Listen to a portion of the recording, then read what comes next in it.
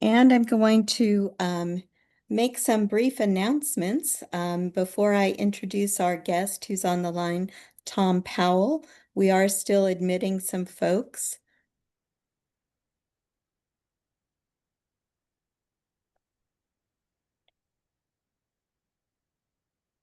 Thank you for joining. So this is the September Coffee Chat, and I wanted to give a shout out to the next Coffee Chat, which is going to be Thursday, October 23rd.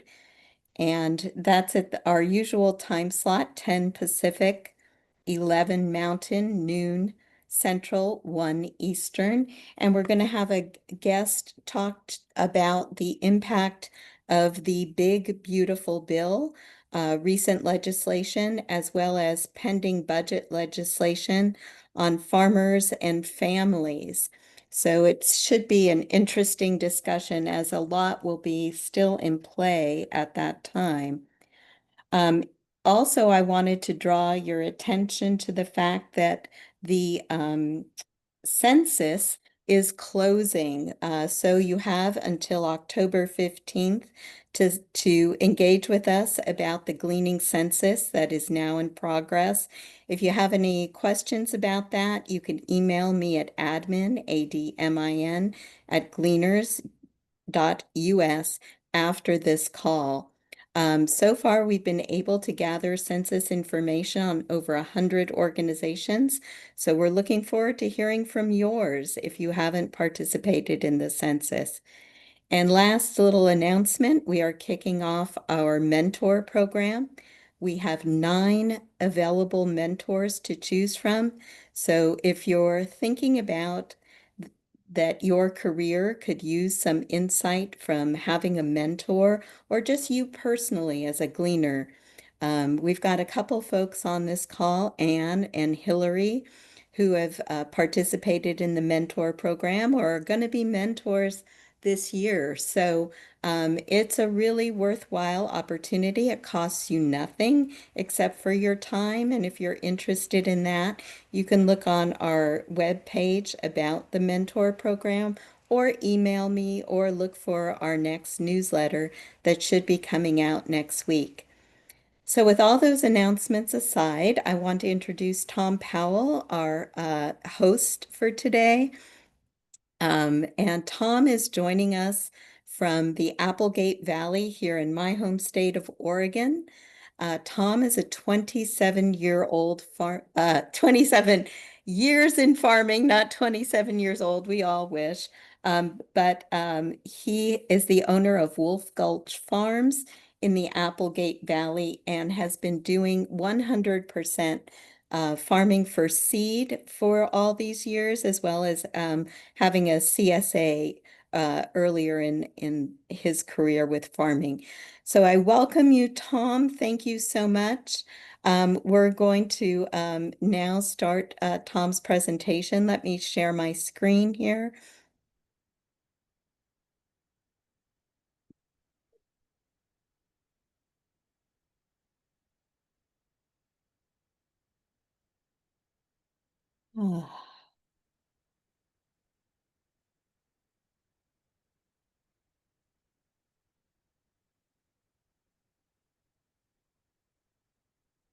Okay, you should all be seeing something that says best crops to share to glean and save seed. Yes? Okay, great. Go ahead, Tom. Hey, great. Thanks for having me. So I figured we'd start here. And actually, let me ask a question of you all. Are you gleaning from commercial farm fields, from home gardens, from orchards, everything? You can reply to Tom in the chat or just shout it out actually would work best. What Home I'm going garden. to apply to, but just curious. Mm. Okay, so now the thing with seed saving is that sometimes to get the seed, right, the seed off of a plant, it's gone far past the stage. This mostly is the case in what we call dry seed crops. So a dry seed crop, an example would be lettuce. It is far beyond a normal head of lettuce. It's like 4 feet tall. It has multiple flowers on the top of it. And then the seed comes from those flowers. The leaves are extremely bitter. It's completely inedible at this point. Now, that doesn't mean that we can't combine the two things. And I'll get to that later when we talk about kind of dry seed harvest. So most of, I think, what's appropriate for gleaning and saving is going to fall into what we call the wet seed category, which means that the seed is contained inside of a fruit that is still edible and the seed is ready and ripe and viable to harvest. Okay, so referring to the list we have here, vegetables, tomatoes, like, pretty easy. You slice open the tomato, there's the seed, squeeze it out. Now you don't have a whole tomato anymore, but you can make sauce or dehydrate that, so it is still edible. Peppers, basically the same thing. Melon, same thing. Cut it open, scoop the seed. You could dehydrate or freeze the melon. Winter squash is a good one, but it's the same thing. You're cutting it open, scooping out the seed, and then you need to do some sort of process with that. Okay, and then the next few are some dry seed crops. So flour corn and popcorn. You're letting both of those go through the full life cycle so that the cob is fully dried down and the kernels actually turn very hard. At this point, the husk is brown. You harvest the ears of corn off the plant, and then there's a little bit of a drying process, and then you get the kernels off the corn. So that is the seed for corn, and that is also what you would process into flour or use for popcorn. Dry beans are similar. You let it go through its entire life cycle until the pod is like crispy brown and dry, and then the beans inside are very hard. So that is the seed, and those beans are also the kind of beans that you would want to use for soups, chilies. They store through the winter, so that's a great food. Green beans don't apply. We eat green pods are soft, and the bean is all soft and squishy inside. So that seed is not viable. You have to wait further. Cilantro / coriander. So the seed of a cilantro plant is coriander. So if you wait for a cilantro plant to go through its whole life cycle, flower and produce that seed, then you're basically harvesting coriander. Okay. Potatoes and garlic, these are a little bit different. You're basically, the seed of a potato is the potato that you harvest. So to reproduce potatoes, you plant a potato or cut it in half and plant half of it. You usually need a potato chunk the size of about an egg for it to reproduce. And then that grows, 10 more potatoes on that plant. So basically that is cloning. Okay. You're not harvesting seed, you're cloning that plant. And garlic is the same. So with garlic, you would take a single clove from the bulb, replant it, and then that's going to grow a whole new clove for you. But that is also cloning. Okay.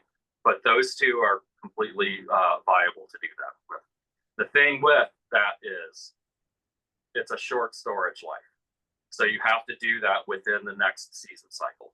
So if you're going to harvest potatoes, say in October, you need to replant that seed potato the following spring. It's not going to last for a couple of years. Garlic too, basically.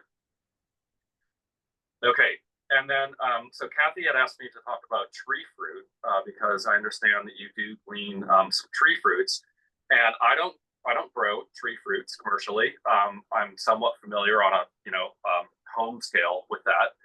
So I did some research, and it was kind of hard to get answers. I looked on the internet, and it's mostly message boards. So I think some of this is trustworthy. I'm trying to get some expert opinions from our local extension. But what I found out is as far as tree fruit that will reproduce dependably the same kind of tree from seed, this is what I came up with. Citrus fruit is the most dependable. Peaches, nectarines, apricots, almonds, pecans, chestnuts, figs, and then plums and walnuts, and maybe, but not dependably. So the thing with trees, the trees you buy from a nursery are 99% of them are grafted. They are not reproduced from seed. They're reproduced by taking a cutting from an existing tree and grafting that cutting onto another tree's rootstock. Okay, you're basically cloning it. And that's the way you get the exact same fruit off of that reproduced nursery tree. This is especially true with apples. So an apple seed contains a lot of its past genetic information in it. And if you save an apple seed and replant it, you will almost certainly not get the same apple tree. You'll get something that's probably more like a crab apple, or who knows what you would get. But you're not going to get that same tree. You'd have to graft an apple tree to reproduce that. But this list of stuff seems to be more dependable. It's not going to be an exact replica, but it should be close enough to be able to do that with. Okay, I think we are ready for the next slide.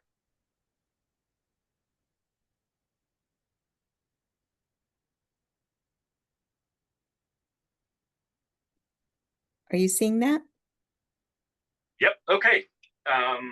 So isolation distance. So as a seed farmer, this is something I have to pay close attention to. So crops of the same species will cross-pollinate and basically not stay true to type because the seed has been crossed. So a really good example of this is with squash. Zucchini is the same species as the winter squash that we call acorn squash. They're both cucurbitae pepo, okay? So if you were to grow zucchini close to acorn squash, they will cross-pollinate. And the resulting seed that you plant out the next year might be one, it might be the other, but it's probably going to be some weird cross that's in between. Okay, so that's something that you do need to pay attention to. The good news with squash is that there are 3 distinct species. So it would be possible, for example, to grow a butternut squash, a kabocha squash, and then like an acorn squash or a delicata in the same field without that isolation distance required, and they wouldn't cross-pollinate because they are different species of squash. Okay. The list here shows you the proper isolation distance required so that crops of the same species do not cross-pollinate. Okay, so self-pollinated vegetables at the top really need no separation. That's because all the pollination happens within a single flower, right? The pollen and the ovary are in that same flower, and it doesn't readily outcross. So beans, chicory, endive lettuce, peas, tomatoes, no to very little separation. As a professional grower, they usually ask me for some just to guarantee purity. Wind pollinated need the most. So corn is a really good example. The pollen from corn comes from the tassel on the top, and that blows down onto the silks that you see at the end of the year of the corn. So that pollen can travel for a ways.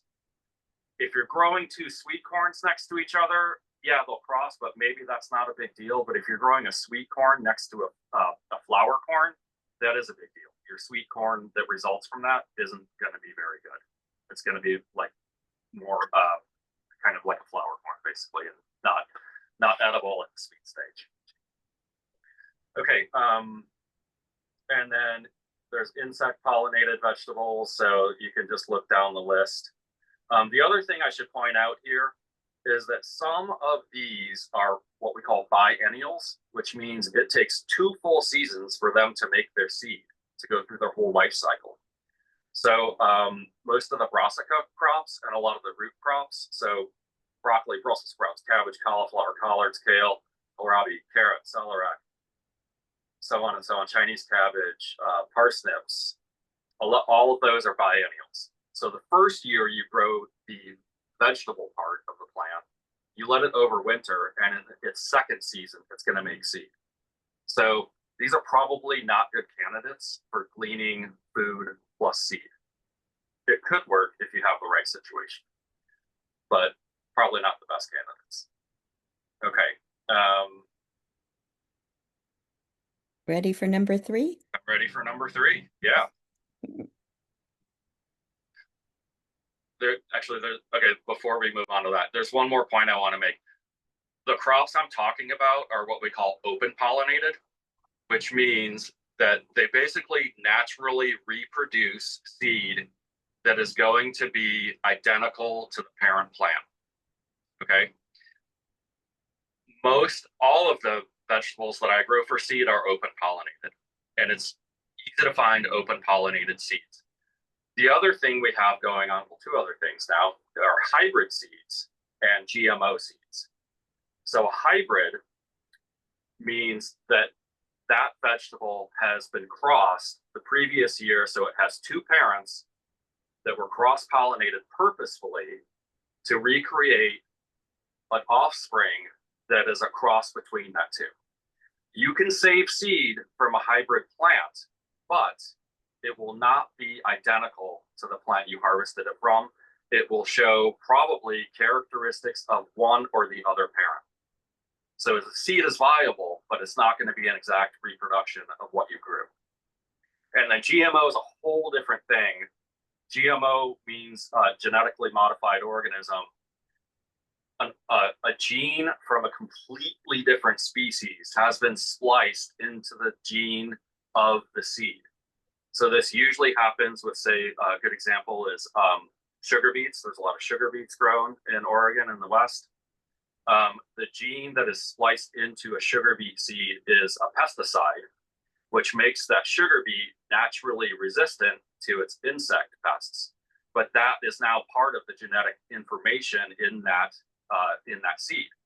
There's two big disadvantages here.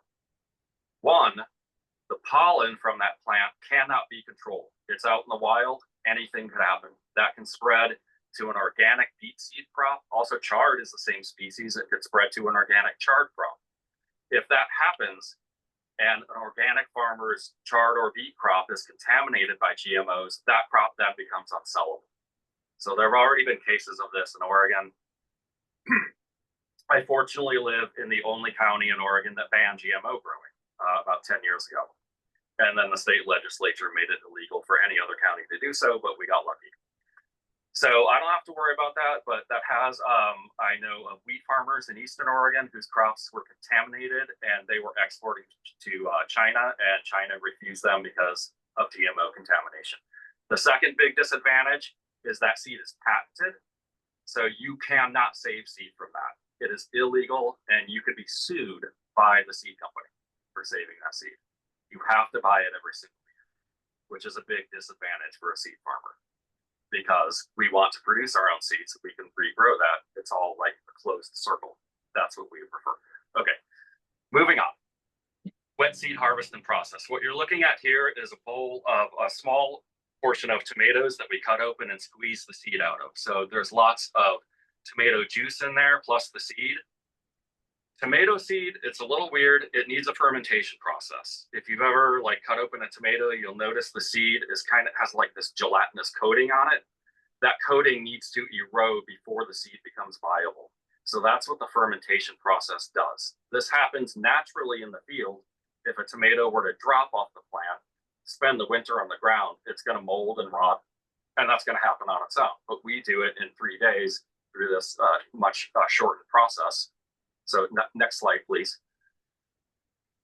And this is the same tomato bowl after 3 days of fermentation. So you can see like a little bit of mold in there. It's been fermenting. I've stirred this a few times, once a day, basically, over those 3 days.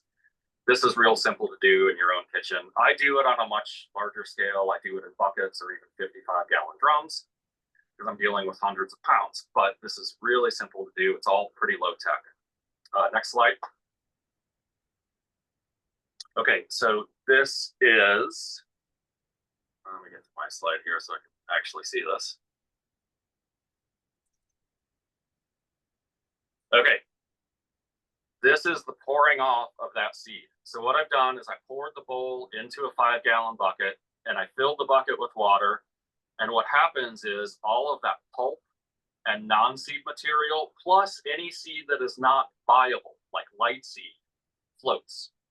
So I pour all of that off, and you can see at the very end of that little video, maybe you want to show that again. At the end of that video, you can see the good tomato seed is at the bottom of the bucket. So here we go, pouring off everything we don't want. And you can see the good seed at the bottom. So at that point, just you could pour it into like a simple kitchen strainer. Next slide. And then it needs to dry. Oop, Oh, I think we skipped the dry Yep. tomatoes. Yep. Hold on. Let me find that. Nope. That one. Oh, here we go. Nope. One after that, maybe. There we go. There it is. Okay, so sorry, I should have been a picture, not a movie, but tomato seed drying on a screen. I do this in my greenhouse, but the greenhouse has shade cloth over it, so I'm not like baking the seed. You can do this indoors, dry and well ventilated, and not like direct sunlight. Probably not. Takes a few days to dry. You need to shuffle them around a little bit because they tend to cake together. So you break them apart. So it's all exposed to some ventilation and some fresh air, and they dry pretty easily after that. There's really not much cleaning to do after that. There might be bits of skin or whatever in there. Pretty easy to pick out if you're doing it on a small scale. There's other ways to clean it after that. Okay, so that is what we call the wet seed process. That would apply to all of the wet seed that I previously mentioned. So like melons, squash, peppers, eggplant, tomatillo. Now the reason why things like tomatillo, eggplant, and summer squash were not on my list is because all of those fruits go well past the edible stage for the seed to be ripe inside of it. So an eggplant, it's going to go from, if you have a purple one, it's going to turn like brown and yellow, and it's going to get kind of mushy, and you don't want to eat it anymore. But that's what you need to do to make the seed ripe. And a zucchini, you wait until it gets, like, you've probably all like seen zucchini that don't get harvested on time. They get giant, the skin turns hard. You basically treat it like it's a winter squash. So the skin is like rock hard. And then the seed is ripe in there, well past its edible stage. So therefore, not a great combination. But I would say this, depending on where you're gleaning from, let's say a farmer has a 100-foot bed of zucchini, and they say this is up for grabs, you can have this. You could harvest, say, 80% of that zucchini fresh, use the fresh fruit, and then let the remaining 20% finish the season and harvest the seed from that. So that's where the things where the combination of seed ripe and fruit ripe at the same time, that would work. But I don't know if that's your situation, if that would apply to you. The same thing that I just said is going to apply to our next crops here. So this is an example of dry seed harvesting. So I'm going to use lettuce, but it's really the same process for all the dry seeds. Ready for number 4 then? Yeah. Okay. This looks like the tomato one again, though. Let's see. Hang on here. We should be to number 7. Oh, number 7. Okay. Okay. Number 7. Yes. Okay, this is what lettuce looks like when it goes to seed. So you can kind of see what was the head of lettuce at the bottom of the plant there, but it's gotten very tall. The flowers are yellow, and basically when it's done flowering, the little pods of the flower close, they reopen, and there's all this fuzz on top, and the seed is attached to those little bits of fuzz. So this is what it looks like. So what I just said about zucchini could apply to lettuce. A farmer says, I have this 100-foot bed of lettuce, you can have it. You could harvest 80 or 90% of it for fresh lettuce heads, let the rest go to seed. Now it's going to take a couple more months. So, whoever you're working with needs to understand that they need to be patient. Just leave it there for you to do that. But that's how this would work. Okay, next is just a close-up of the lettuce seed. Okay, yeah. And then next. Okay, for us to harvest the lettuce seed, we cut down the entire plant and we windrow it, which is basically placing it on some fabric right next to the bed we harvested it from. You can layer it a little bit, but you don't want to do that too much. It needs like good aeration. And this is so that the rest of the plant completely dries down. And whatever pods were not opened with that fuzz on it will do so in this process. That's kind of because it still has enough vigor left in the plant to ripen that seed. Okay, so yeah, there's that. And then next, so the next step after harvest and drying with any dry seed crop is called threshing. This is the process of removing the seed from the plant, separating the seed from anything that it's being held onto in the plant. With lettuce, we do it by picking up that plant from the windrow and banging it in a trash can. It's dry and all the seed falls right off, and you can see the seed in the bottom of the trash can there. Okay. And then, by the way, there's hundreds of different ways to thresh crops, and it just depends what you're doing. But threshing, again, separating the seed from the plant. Then the next step is cleaning. So now it's further separation. We've done all this threshing. That's what you see on the top of that screen there was what was at the bottom of the trash can. So we have it over a screen. The screen is over a wheelbarrow, and this is just real simple. So we're sifting. The seed is falling through into the wheelbarrow. Everything that is non-seed, all the big leaves, the stems, the sticks that we don't want is getting caught in the screen. That goes to compost, and we have mostly seed in the wheelbarrow. But it's not pure seed. There's one more step, and this is called winnowing, which is basically using wind. We can go to the next slide. Oh, next slide. Yes, please. This is basically using wind, or I use fans because the wind is not always dependable here. And I did this video myself, so sorry, it's not that good. All I'm doing is pouring what was in the wheelbarrow in front of the fan. And so the seed at this point is probably the heaviest thing that was in that wheelbarrow.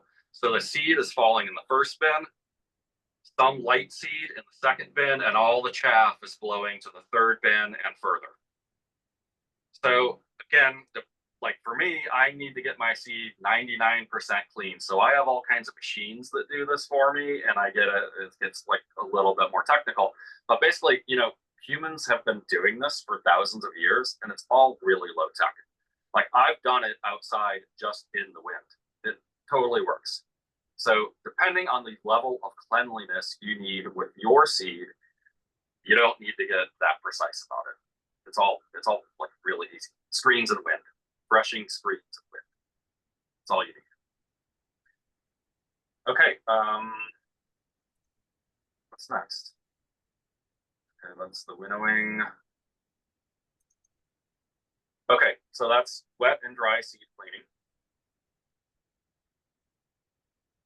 Slide 13. Yeah, proper seed labeling. Mm-hmm. So Kathy had asked me about the library. So the key things here are labeling everything. So I would assume that you know the crop that you're harvesting. If you don't know, ask the person who grew it because they should know the variety name. And then if you have the variety name, just do an internet search and that will pop up, and all the seed companies that sell it are going to show you their catalogs. And then you can read a description of that seed in its catalog. That's also a good way to find out if the seed is open pollinated or hybrid. If it is hybrid in the seed catalog, it's going to say the name of the seed, and then it's going to say F1, which means first filial generation. Basically, it is the offspring of two different parents, okay? Otherwise, it's open pollinated, okay? This is how I label my seed for my seed companies. So the variety name, my farm name, the date of the harvest, the amount. I have to put a lot number on it that specifically ties that seed to my farm. And then I have to state my organic certification. you probably don't need to do that, but I'm just showing you what my label is here. And then I listed a couple resources below that are great books, especially the first one. It was a wonderful reference. Any kind of vegetable seed you want to save is covered in that book, and also Seed to Seed is a good one too. Both those books are pretty easy to find, and then any seed catalog, and of course the internet. Seed catalogs have a great deal of information about the variety of the vegetable that you're growing, and again, if it's open pollinated or hybrid. The other thing about creating a seed library is seed storage. So the seed needs to be completely dry when it goes into storage. You need to watch out for moisture. If you put it in the storage and it's still moist, it will mold. Okay. Therefore, I tend to store most of my seeds into paper bags and not sealed plastic. If I'm sure it's completely dry, I would do like a plastic tote with a lid, but only at the point where I'm absolutely sure that it's completely dry. It's pretty easy just to feel the seed and know this. If you want to get technical, you can use a moisture meter. They're cheap and easy to find.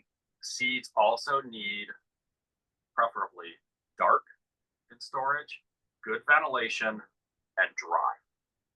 So to store my seeds, so the seeds I grow commercially get shipped out within a month or two after harvest and process, but I still have a pretty large seed storage facility on farm of my own for everything that I have surplus of or stuff that I've grown just for family use. And so what I did was in my shop on the north wall, not the south wall because it gets hot. On the north wall, I built a heavily insulated 8x10 fully enclosed room. Okay, it's dark. It's got a fan in it for good ventilation, and it stays cool even on 100-degree days. It's 20 degrees cooler in there. Also, it does not freeze in the winter. So that's what you need for proper seed storage. Labeling, proper storage. Okay. I think we got through it all. I'm ready for questions. Let's see if there's any questions posted to the chat first.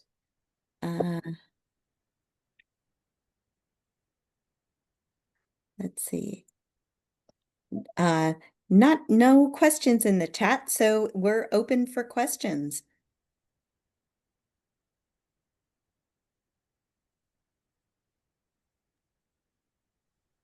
You can post to the chat, you can raise your hand, shout it out. I have a quick, oh, go ahead. I'm curious about having success with seeds. I don't seem to have success, and I don't know if it's the soil, the water, or if I don't put enough seeds, or if the birds are getting it, or the rabbits are eating them, or any number of those problems. Do you have suggestions to be successful? Yes. Okay. There's two ways to start your seed. One is in a greenhouse as a start, which is a controlled environment. And I generally have a higher degree of success doing that. There are also certain seeds that it's way better to do that. The advantage with that is when you transplant that, your plant has a head start over weeds and any other competition. It already looks good. You could kick out the ones that don't look good and just plant the good ones. However, there are certain crops that almost always are direct seeded. So those would be like most root crops: carrots, beets, radish, corn, beans, squash. So with direct seeding, and really this would apply to greenhouse starting too, if you're in the greenhouse, start with a good soil mix. Light is super important. So I've seen a lot of home gardeners just like, you put it next to your kitchen window and yeah, you're getting light in there, but it's not enough light. They need like full light for as long as it's light in the day. What will happen is the starts, because they don't get enough light, will get really leggy, like tall and thin, and not that healthy.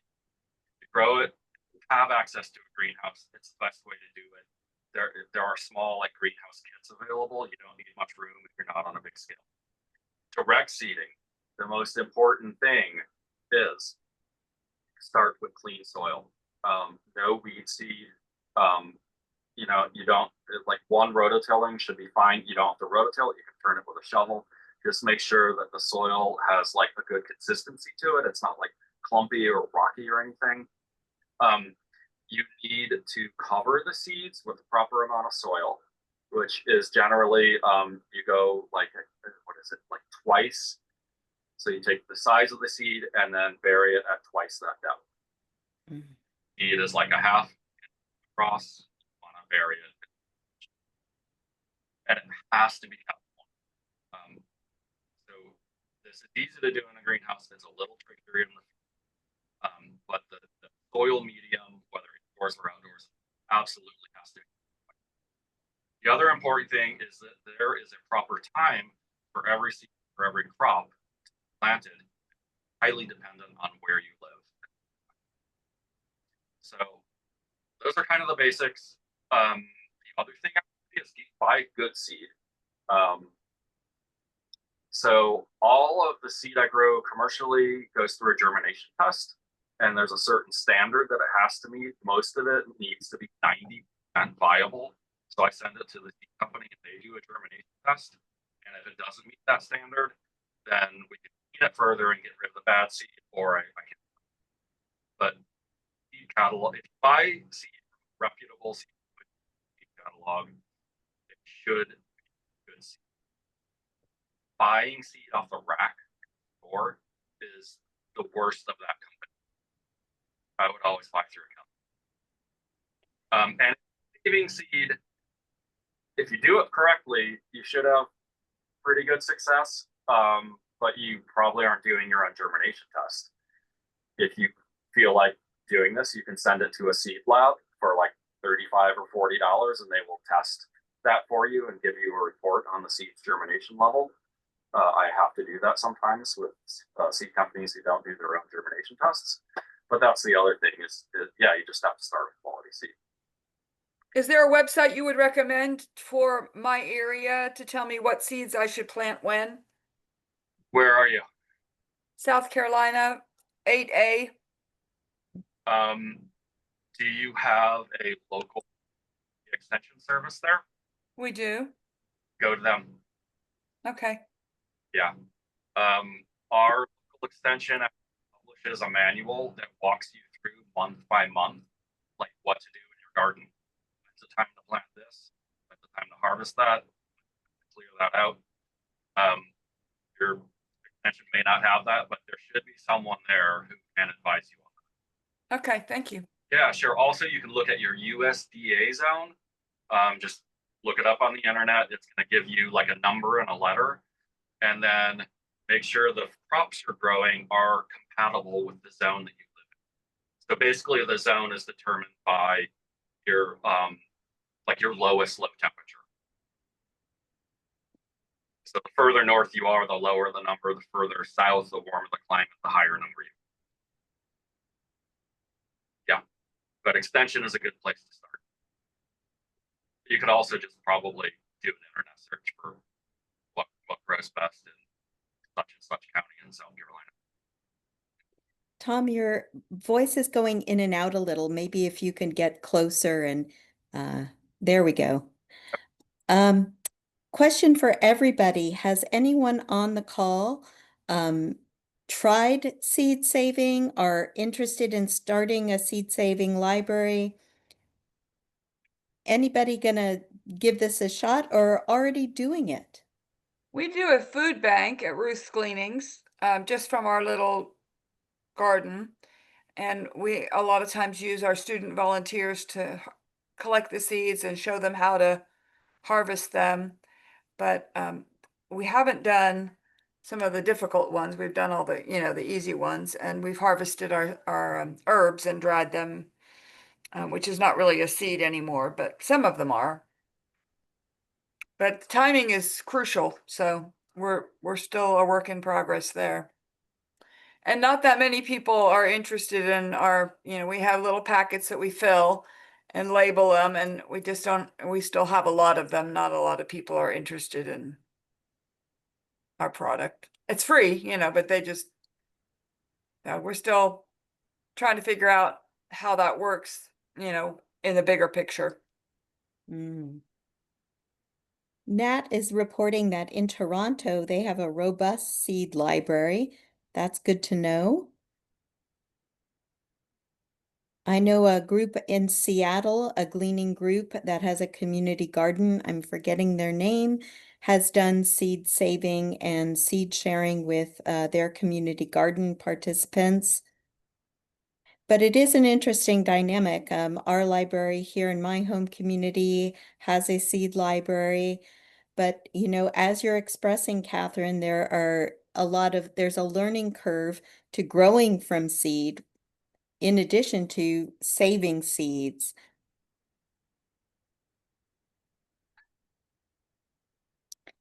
Other questions for Tom?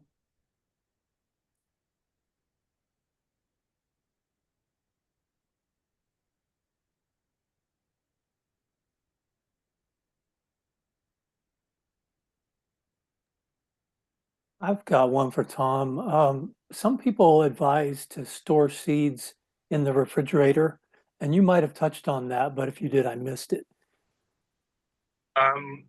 You can, as long as it's not too moist. They do not need to be refrigerated. Okay. There are some exceptions that certain seeds need to go through this process of like very cold refrigeration, if not freezing. You're probably not going to have to deal with those. I don't deal with any of those at all. Okay. Okay. They don't need to be refrigerated. Cool, dark, well ventilated. Right. Fine. Okay. I think the refrigerator might be too moist. Yeah. Thank you. And you can do this like in your house, like if you have an uninsulated room in your house, for example. Perfect. Tom, if you were to advise, what would be the simplest? You had shown lettuce and tomatoes. If a group wanted to get started, what do you think would be the easiest one to get started with? Tomatoes looked pretty accessible. What would you advise? Yeah, tomatoes are easy. Like Mm. pick the right tomato and squeeze the seed out and do that fermentation process. Peppers, even easier. You just grow the pepper, harvest it when it's ripe, cut it open, get the seed, and you don't need to ferment it. I still do like the water cleaning process to get all the pulp and bits out, but then you have all this great pepper flesh that you can then dry it or make hot sauce with it or whatever you want. The thing is with turning that into food is there's always going to be an added processing step because you have cut the vegetable open, right? Winter squash, cut it open, scooped up the seeds. It's still great. It's still usable. We have, when I do a big winter squash crop, scoop out the seeds and donate everything to a local food bank. So that's pretty easy. I think that the ones I listed on that first slide are probably the easiest ones that I think have the best overlap of ripe fruit and ripe seed. The thing to avoid are the biennials. So again, most of the brassica crops, cabbage, kale, collards, broccoli, cauliflower, kohlrabi, 2 years to make seed. Probably not in the realm of what you want to do. Also, onions, leeks, carrots, parsnips, celeriac and celery, more difficult. But like I said, with lettuce, same year, it's an annual. You can harvest like 80-90% of the crop and leave 10%, 20% for seed. That's kind of another important thing. This gets a little more technical, but don't just leave like 2 plants for seed. You need a minimum population. Otherwise, you get this thing that's called genetic bottlenecking. You don't have a large enough seed sample to maintain the genetic diversity within that plant. So with most plants, it's like, I don't know, 25. It's pretty simple. So if you have my 100-foot bed of lettuce has 400 lettuce heads in it. I would harvest 90% of that or more. Just leave 25, 50, 100 heads to go to seed. So that's how you would do it with dry seed, or the wet seed stuff like the eggplant and the zucchini, where the fruit is ripe and edible at a different time than the seed is viable. You just let that plant go further. You do most of your fresh fruit harvest when it's ready. You let a certain percentage of it go to seed. But it's all those two processes: the wet seed, the dry seed, as long as it's an annual. And then again, the tree fruit, like I said, I tried to do some research, and the answers are hard to find. And I think honestly, what's happening is that probably the nursery business does not want you to save seed, because you buy a grafted tree from them. Reasonable, but it is possible with the ones that I listed there. It seems like especially the citrus and the peaches, things related to peaches like apricots, nectarine, are the most viable ones to take from. Yeah, but I would encourage you to experiment with it as well. Any final questions for Tom as we're wrapping up here?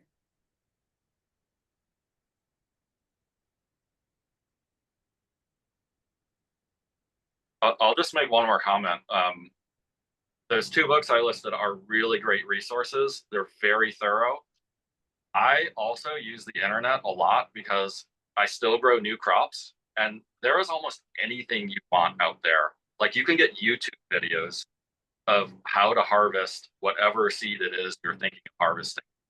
Like, someone's already done this, and the information is out there. So, maybe not with the more obscure crops, but it's pretty much all out there. And it's, again, low tech. This is easy. Been doing this for centuries. We appreciate your encouragement.